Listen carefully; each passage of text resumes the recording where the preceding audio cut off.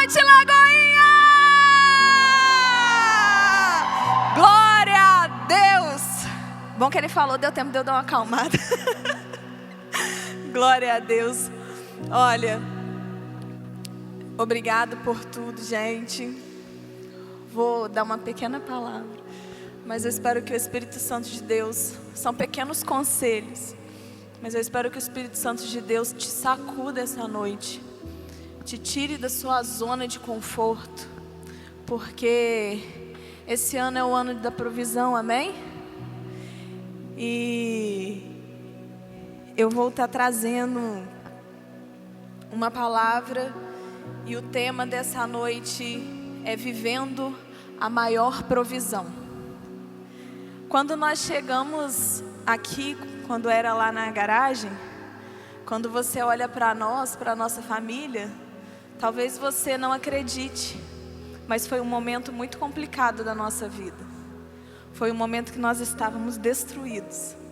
Foi um momento que nós mais estávamos precisando de Deus. E quando eu lembro que eu pisei naquele lugar, lá naquela garagem, e que o louvor começou a tocar, e eu comecei a sentir uma doce presença do Espírito Santo, e eu fui tomada pelo Espírito Santo. E há quanto tempo eu não sentia aquele toque do Espírito Santo? Naquele momento eu fui provida da presença de Deus, e eu nunca mais quis sair daquele ambiente onde a presença de Deus era manifestada. E desde então nós entendemos que a vida com Cristo, ela precisa ser vivida. A vida com Cristo não é algo que simplesmente a gente levanta as nossas mãos, aceitei a Cristo e a gente continua vivendo a nossa vida rotineiramente de qualquer forma. Não. A vida com Cristo precisa ser vivida. A gente precisa ter, sim, atitudes. A Bíblia vai nos convidar a viver em Cristo. Existe uma diferença de nós virmos à igreja, né? Sentarmos aqui, ouvirmos falar de Cristo. E existe uma diferença entre nós levantarmos na nossa casa e entendermos que somos templo do Espírito Santo, entendermos que o Espírito Santo está conosco, que Cristo está conosco no nosso dia a dia, que o Senhor está tomando café conosco, que o Senhor está almoçando conosco, que nos nossos problemas ali, quando a gente está passando dificuldade, o Senhor está conosco, e quando nós estamos no nosso momento mais alegre, o Senhor está conosco. Existe uma diferença de nós andarmos em Cristo e de nós andarmos sabendo que Deus existe. Nós precisamos entender que o chamado que nós temos é para andarmos em Cristo. Esse é o ano da provisão. Alguém aqui teve a curiosidade de pesquisar o que significa provisão? Amém. Minoria.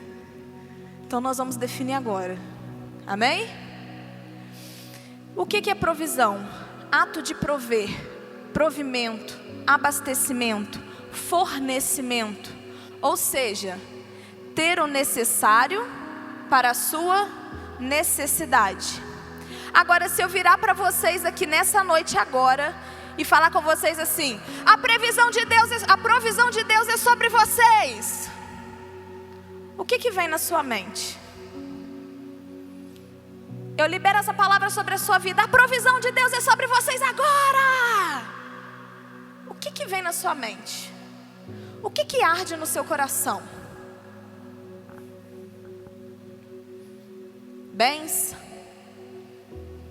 Saúde? Oportunidade de trabalho? Pagamento de dívidas? Sustento? Dinheiro? meios para que você consiga sobreviver esse ano de uma forma mais tranquila. Porque na verdade, quando a gente fala em provisão, irmãos, é isso que vem na nossa mente.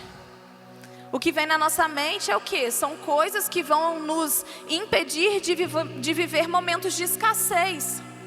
Quando a gente pensa em provisão, a gente pensa em coisas que vão nos impedir de viver dificuldades materiais, certo? E isso não está errado, porque a Bíblia fala isso. A Bíblia fala que onde nós colocarmos os nossos pés, nós tomaríamos por herança. A Bíblia diz que as bênçãos perseguiriam aqui. Sim ou não? É ou não é? A Bíblia fala que as mãos do Senhor estão estendidas para abençoar. Sim ou não? A Bíblia fala que aquele que traz, o dízimo e as ofertas, os seus celeiros serão fartos, serão cheios. Sim ou não? Tá certo pensar assim. Está certo. Porém, existe uma provisão que nós devemos viver todos os dias das nossas vidas. Nós devemos sempre buscar essa provisão, que é a provisão de vida. João 10:10 vai falar assim: o ladrão vem para roubar, matar e destruir, mas eu vim para dar vida, uma vida plena que satisfaz. A vida de Cristo em nós. Cristo é quem provê vida em nós. Sim, vida em nós. Cristo é aquele que provê vida em nós. E nós precisamos de Cristo todos os dias. Nos enganamos quando achamos que não precisamos escolher Cristo todos os dias das nossas vidas. Ao acordar, você precisa escolher Cristo. Você precisa de vida sobre a sua vida. Sabe por quê? Porque sem Cristo nós estamos mortos, separados do Senhor, condenados a uma morte eterna. Mas com Cristo nós temos vida. Com Cristo nós podemos viver. Colossenses capítulo 1, versículo 21 e 22 diz: isso inclui vocês que antes estavam longe de Deus, eram seus inimigos, dele separados por seus maus pensamentos e ações. Agora, porém, ele os reconciliou consigo por meio da morte do Filho no corpo físico. Como resultado, vocês podem se apresentar diante dele santos, sem culpa e livres de qualquer acusação. Através de Jesus, nós temos paz com Deus, e essa é a maior provisão que nós podemos viver na nossa vida aqui na terra. E até que Ele venha buscar a sua igreja, a sua noiva, nós precisamos continuar viver uma vida de provisão, a maior provisão de todas, Cristo em nós, a esperança da glória.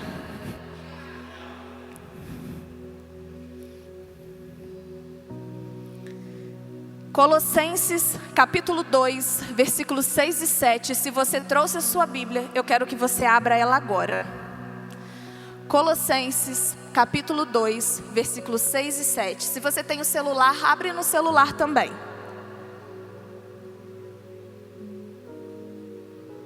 Se você não trouxe, não se preocupe, pode acompanhar comigo no telão. Colossenses capítulo 2, versículos 6 e 7.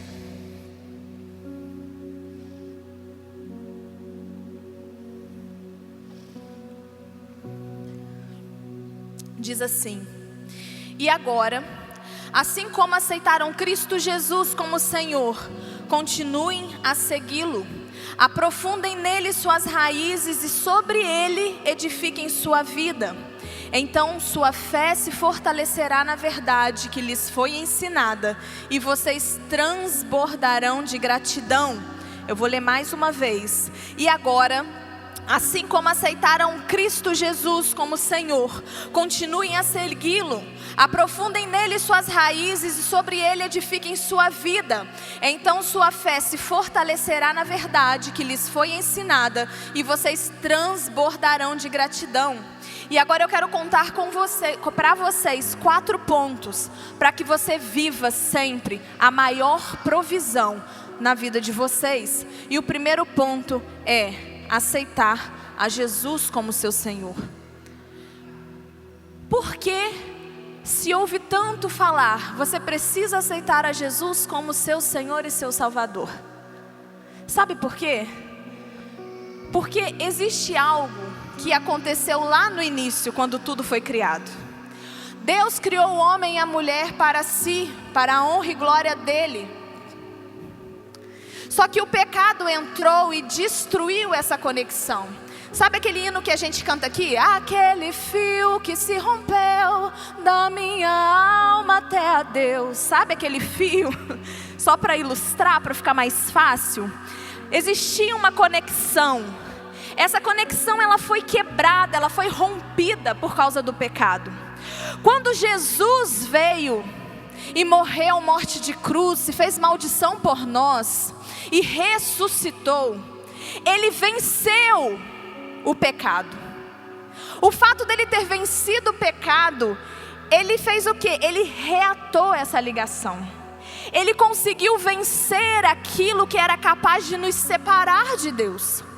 Por que que nós precisamos aceitar a Jesus como nosso único e suficiente Salvador? Porque só Ele é o caminho, a verdade e a vida.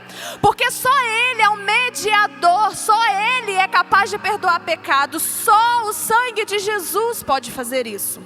Por isso que nós precisamos aceitar a Jesus como nosso único e suficiente Salvador.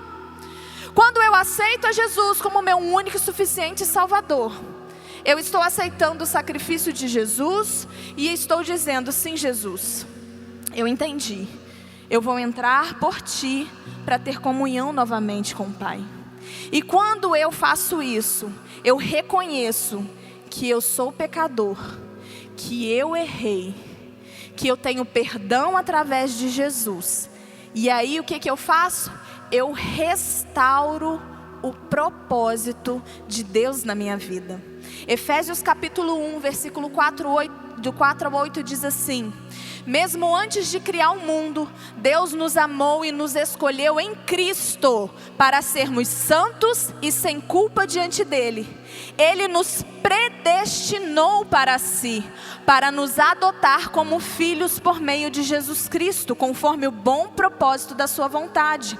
Deus assim o fez para louvor de sua graça gloriosa, que Ele derramou sobre nós em seu Filho amado. Ele é tão rico em graça, que comprou nossa liberdade com o sangue do seu Filho, e nos perdoou dos pecados. Generosamente derramou sua graça sobre nós, e com ela toda sabedoria e todo entendimento. Só por meio de Jesus alcançamos a salvação e a vida eterna. Por isso precisamos aceitar a Jesus como nosso único e suficiente Salvador. Não existe salvação fora de Jesus. Amém? Então o primeiro ponto para nós vivermos a maior provisão é nós termos Jesus como nosso único e suficiente Salvador. Amém? Vamos para o segundo ponto? Vocês me amam, né? Amém. Segundo ponto: continue a segui-lo. Está lá no versículo que a gente leu. Continuem a segui-lo. Acontece, irmãos, que a vida com Cristo não é somente aceitarmos a Jesus.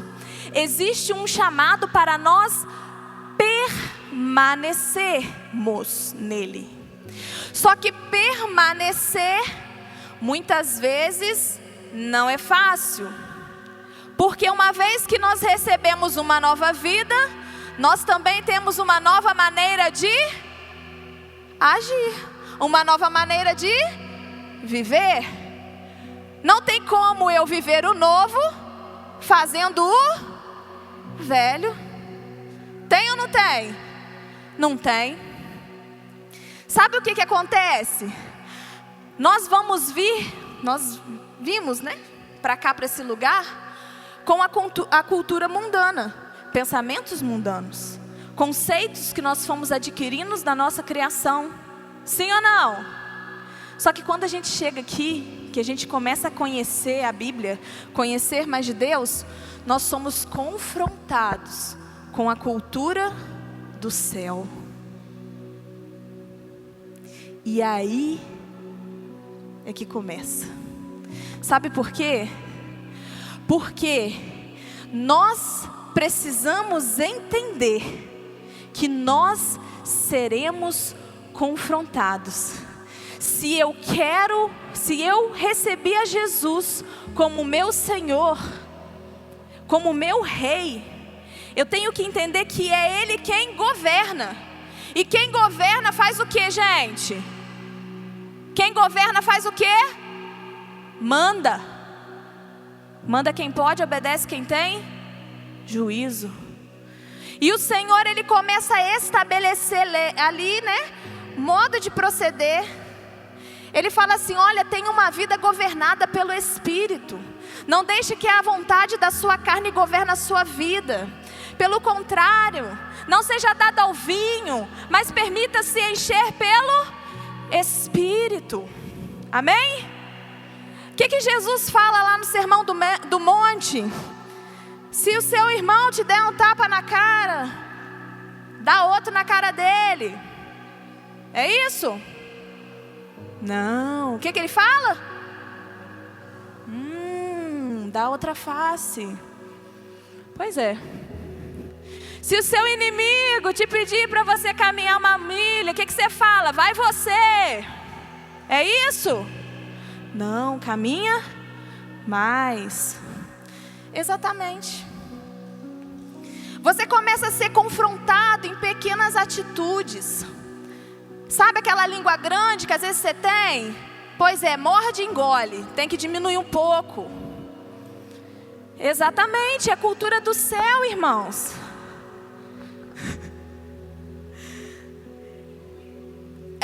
O pastor falou que tem que engolir tudo. Sabe, irmãos, a gente tem que aprender que quando a Bíblia fala A, é A. Quando a Bíblia fala é assim, é assim. Existe uma cultura que nós precisamos nos adequar. Se Jesus é o nosso Rei, se Jesus é o nosso Senhor, então nós precisamos nos adequar. Só que sabe o que acontece? A gente fica assim: mas isso não sei o que, mas isso não sei o que, mas isso. Sabe o que está gerando? Uma geração de crente mimimi. Uma geração de crente que não é capaz de abrir mão de nada para receber mais do Senhor. Aí a gente vê crente querendo ser usado pelo Senhor, crente querendo ser transbordado do Espírito, crente querendo ser, transbordar no poder, mas não é capaz às vezes de abrir mão das suas próprias vontades. Não é capaz, de abrir mão de às vezes de fazer alguma coisa lá fora para estar servindo aqui na igreja. Irmãos, quando você for confrontado, dá glória a Deus, porque é no confronto que você cresce. E se você não estiver sendo confrontado em nada, tem alguma coisa errada. Tem alguma coisa errada. Colossenses 2,13 vai falar assim: vocês estavam mortos por causa dos seus pecados e da incircuncisão de sua natureza humana. Então Deus lhes deu vida com Cristo, pois perdoou todos os nossos pecados. Olha só, então Deus lhes deu vida com Cristo. Se eu pegar um defunto aqui e chutar, ele vai sentir dor? Não vai. Agora, se eu pegar o Jefferson aqui, eu ia chamar ele aqui e dar um beliscão para ver se ele... O que vocês acham? Merece? Se eu pegar o Jefferson e dar um beliscão nele, vocês acham que ele vai sentir dor? Por que ele vai sentir dor? Porque ele está vivo, gente. Então, toda vez que uma pessoa está morta em seus pecados, ela está fazendo tudo quanto é tipo de imundície. Ela fala mentira, ela fala fofoca, ela se comporta de qualquer jeito, ela se veste de qualquer jeito. Daí, está morta. Agora, a partir do momento que a pessoa recebe vida, a partir do momento que ela recebe essa provisão de vida do céu, que ela recebe Jesus, que ela começa a ser transformada, e aí a verdade começa a vir, o Espírito Santo começa a mudar, e aí ela começa a ser confrontada, começa a acontecer o quê? Começa a doer, começa o quê? A machucar o ego, começa o quê? A ser transformada, e aí dói. Dói por quê? Dói porque está vivo, gente. Dói porque está vivo e deixa doer, deixa doer, deixa doer. Vai ser transformado, vai ser restaurado, vai ser curado. Quando você está machucado lá, dá uma dor profunda, você vai no hospital lá, ele está com um trem que dói lá na ferida, gente. Você está em casa, você está tratando, está doendo. Até que dá aquela casca e o machucado sara, e quando sara, para de doer. E quando você olha para ali, para a marquinha que ficou, você vai lembrar o quê? Do testemunho. Posso te falar? O lugar que mais está doendo na sua vida e que está sendo mais difícil para você curar, vai ser o lugar que você vai receber mais autoridade, para você poder conseguir curar, para você poder abençoar, profetizar outras vidas. Então para de reclamar, deixa ser tocada e deixa ser transformada. Em nome de Jesus. Só que precisa permanecer. Tá doendo? Permanece. Tá difícil? Permanece. Ah, D'Angela, olha, mas eu não acredito dessa forma, eu acho que não é assim. Ó, permanece e vai para a palavra. Permanece, vai lá nos pastores, vai no líder, ó, eu estou pensando dessa forma, como é que é? Aí o pastor, a pastora, seu líder vai mostrar na Bíblia, olha, a Bíblia fala assim, mas eu ainda não estou entendendo, vamos orar junto, insiste, permanece, deixa o Espírito te convencer, amém? Permanece. Terceiro ponto, aprofundem nele suas raízes. Irmãos, aprofundar suas raízes tem a ver com conexão, com conhecimento. É você buscar conhecer a Deus, conhecer a história. Pensa comigo, se conectar com Deus. Se lá no início do jardim foi rompido, quando nós aceitamos a Jesus foi religado. Nós nascemos de novo, sim ou não? Um bebezinho nasce sabendo tudo? Não. Quando o bebezinho começa a se desenvolver, ele vai aprendendo as coisas aos poucos. Então você precisa entender que você precisa buscar conhecimento. Você precisa aprofundar suas raízes. Você precisa buscar conhecimento. Você precisa ir num grupo de GC. Você precisa estar aqui. Isso é muito importante. Mas não tem que parar por aqui. Você precisa do seu tempo de leitura bíblica lá na sua casa. Sabe o que acontece? Muitas vezes nós temos cristãos imaturos, tempos de igreja, tempos de convertido, não amadurece, não desenvolve, só dá trabalho para o pastor. Por quê, gente? Sabe por quê? Vou te falar por quê. Porque não aprofunda raízes, não busca conhecimento, está sempre vivendo no raso, qualquer coisa.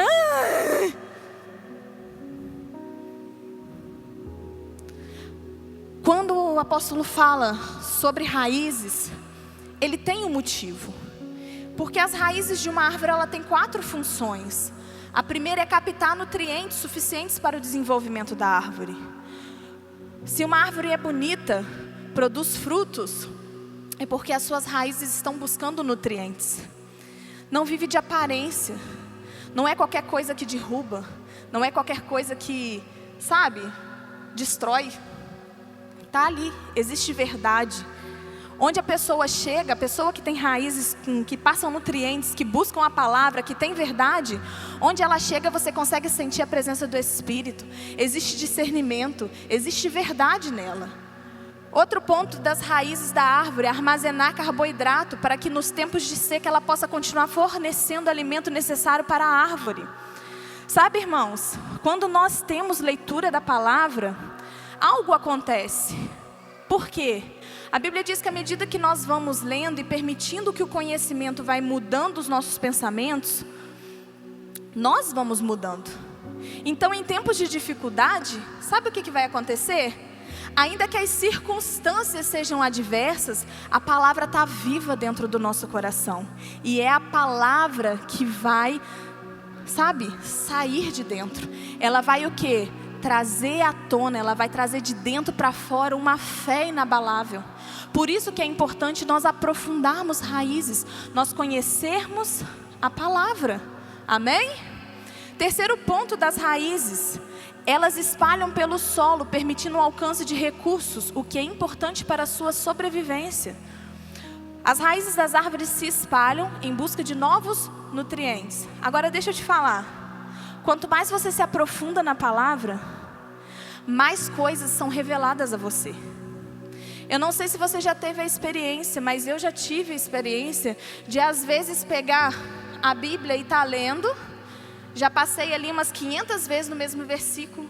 Mas às vezes, um dia, aleatório, eu vou ler um versículo, eu olho e falo assim: gente, esse versículo está aqui tem quanto tempo? Por quê? O Espírito traz uma revelação diferente. Quando eu li antes, talvez eu não estava preparada para receber aquele alimento. Mas a partir daquele momento em que eu já estava lendo a palavra, eu já estava me alimentando da palavra, eu tive a maturidade para receber aquela revelação. Então, se você quer ter palavras reveladas sobre a sua vida, aprofunde as suas raízes. E o quarto ponto das raízes da árvore é dar suporte para que da árvore, evitando que a mesma seja derrubada por fortes ventos. E aí eu não preciso nem explicar. Um cristão que tem suas raízes aprofundadas, pode vir o vento que for, que nada derruba. É palmeira de Jeová, aleluia. O vento vem, pode vergar, mas ela não sai do lugar, permanece firme. A palavra diz em Colossenses 3:10: revistam-se da nova natureza e sejam renovados à medida que aprendem a conhecer seu Criador e se tornam semelhantes a Ele. Irmãos, aprofundar as raízes quer dizer conhecimento. Conhecimento quer dizer amadurecimento. Lá em Joel tem um versículo que fala que Deus falando, né? O meu povo tem morrido, tem enfraquecido, porque não tem conhecimento. Os meus sacerdotes têm se recusado a conhecer. Agora, lá em Pedro fala, lá nas epístolas lá de Pedro fala assim, que nós somos sacerdotes do Senhor, nação santa, geração eleita. Aí eu quero fazer uma pergunta para você, igreja. Você como sacerdote do Senhor, você tem recusado conhecer do Senhor, assim como no tempo em Joel?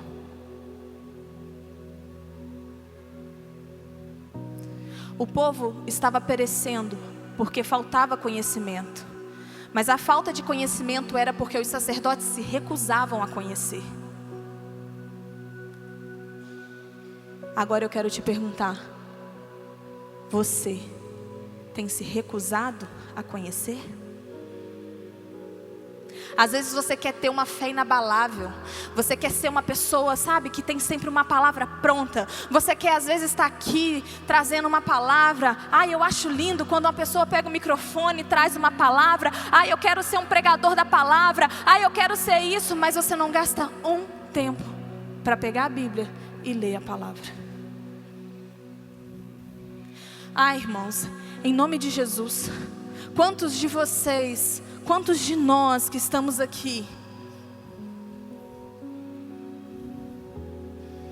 que deveria já estar consolidando, alimentando, entregando palavras, e ainda está na posição de leite, sentados, esperando cair alguma coisa, esperando alguém alimentar. Ontem eu ainda brinquei, riram de mim. Que eu estava lá brincando, estava ministrando, eu estava falando assim: quantos de nós estamos como filhote de passarinho, com a boca aberta, esperando a minhoca cair na boca? E a minhoca vindo. Está na hora de você pegar a minhoca e tampar na boca dos outros, gente. E às vezes é isso, está faltando. Falta maturidade, falta atitude, falta posicionamento. Está na hora de você se levantar como uma igreja ousada, uma igreja que sim, paga o preço que tem que pagar, uma igreja que se ergue. Sabe, irmãos, ano da provisão é o ano de você levantar essa bunda desse banco em nome de Jesus e anunciar a palavra e levar, provocar sede nessa cidade, mostrar que existe um Cristo que cura, um Cristo que salva, um Cristo que liberta. Nós temos que parar de ser uma igreja passiva, uma igreja que às vezes fica esperando. Não, está na hora de ide. Mas para ir, você precisa aprofundar suas raízes. Pague o preço que for preciso. Irmãos, eu falei Joel, mas é Oséias, tá? Só para corrigir, para não... Outro problema de você não aprofundar suas raízes, sabe o que é? De você não ter conhecimento. Como que você vai saber todas as promessas que estão liberadas sobre a sua vida, se você não lê a palavra? Como você vai saber todas as bênçãos de Deus que já estão liberadas para você, se você não lê a palavra? Às vezes você está aí, com o seu joelho dobrado, falando assim: Senhor, me ajuda, faz isso, isso e isso. E a palavra já até liberou essa bênção sobre a sua vida, você não sabe. Quantas vezes, às vezes a gente amaldiçoa, a gente libera a palavra de maldição, sem entender que a Bíblia já diz que a língua tem o poder de trazer vida e morte. Aí às vezes a gente fica assim: isso aqui nunca dá certo. Aí a gente dobra o joelho: Senhor, faz dar certo. A gente: isso aqui nunca dá certo. A gente dobra o joelho: Senhor, faz dar certo. Aí você vem com a sua língua: isso aqui nunca dá certo. Aí você está dobrando o joelho: Senhor, faz dar certo. Irmão, aí não dá. Está contrastando. Não dá. Dobra o joelho: Senhor, faz dar certo. Em nome de Jesus vai dar certo. É assim. A sua palavra tem que andar alinhado com a palavra de Deus. O que está liberado tem que andar alinhado com a palavra de Deus, gente. Está liberado, abre a tua boca e libera a palavra. Profetiza a palavra, ora a palavra, prega a palavra, fala a palavra. A palavra aprofundem as suas raízes. Amém? Vocês me amam, né? Amém. Glória a Deus. Filipenses 1, 9 a 11 fala assim: ora, louvor pode subir, para que o amor de vocês transborde cada vez mais e que continuem a crescer em conhecimento e discernimento. Quero que compreendam o que é verdadeiramente importante, para que vivam de modo puro e sem culpa, até o dia que Cristo voltar. Que vocês sejam sempre cheios do fruto da justiça, que vem por meio de Cristo Jesus. Então, para que você viva a maior provisão, que é a vida de Cristo em vocês, o primeiro ponto é aceitar a Jesus como Senhor e Salvador da sua vida. O segundo ponto é você permanecer nele, ainda que você seja confrontado. O terceiro ponto é você aprofundar as suas raízes no conhecimento do Senhor. E o quarto ponto é edificar a sua vida sobre Ele. Uma vez que Cristo é vida em nós, sobre tudo que Cristo conquistou na cruz, nós precisamos edificar a nossa vida. Jesus Cristo venceu o pecado, Jesus Cristo venceu toda a maldição, Jesus Cristo venceu a morte, Jesus Cristo venceu a condenação, Jesus Cristo venceu todos os poderes das trevas e nos deu liberdade, paz com Deus, capacidade para vencer o pecado, salvação, vida eterna. E nós precisamos nos posicionar em Cristo. Nas mídias sociais a gente tem visto muita crítica àquela canção É Ele. Pessoas falando que né, gastando tudo por amor e alegria, dono dos meus dias. Muita crítica a essa canção. Só que a crítica na verdade deveria ser feita para nós. Porque é nós que deveríamos estar gastando tudo por amor e com alegria. Porque nós fomos chamados para viver por Ele e para Ele. Existe um versículo que diz que tudo vem dEle, tudo é por Ele e tudo é para Ele. Mas muitas vezes a gente interrompe esse fluxo e vivemos muitas coisas por nós e para nós. É possível viver uma vida de dedicação ao Senhor e desfrutar do melhor dessa terra, sim. É possível, irmão. É possível desfrutarmos com a nossa família, desfrutarmos do melhor dessa terra. É sim, irmãos. É possível, sim. Mas nós não podemos fugir do principal foco, que é a vida eterna, que é morarmos com Ele um dia, que é estarmos com Ele um dia. E eu quero te convidar a se colocar de pé. E nós vamos cantar essa canção. Eu vou construir a minha vida em Ti. Porque é isso que nós precisamos fazer. Entenda de uma vez por toda, igreja.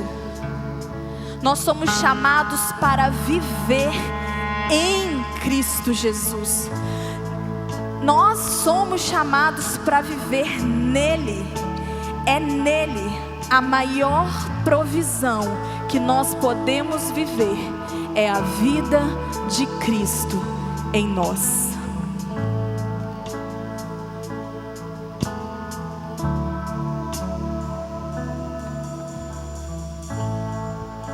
Digno dessa canção, só Tu és, Senhor.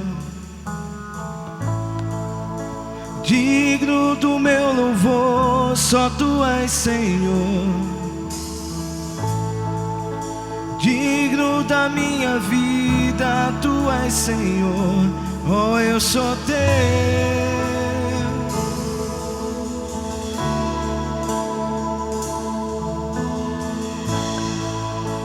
Nome que é sobre todos é o Teu Jesus.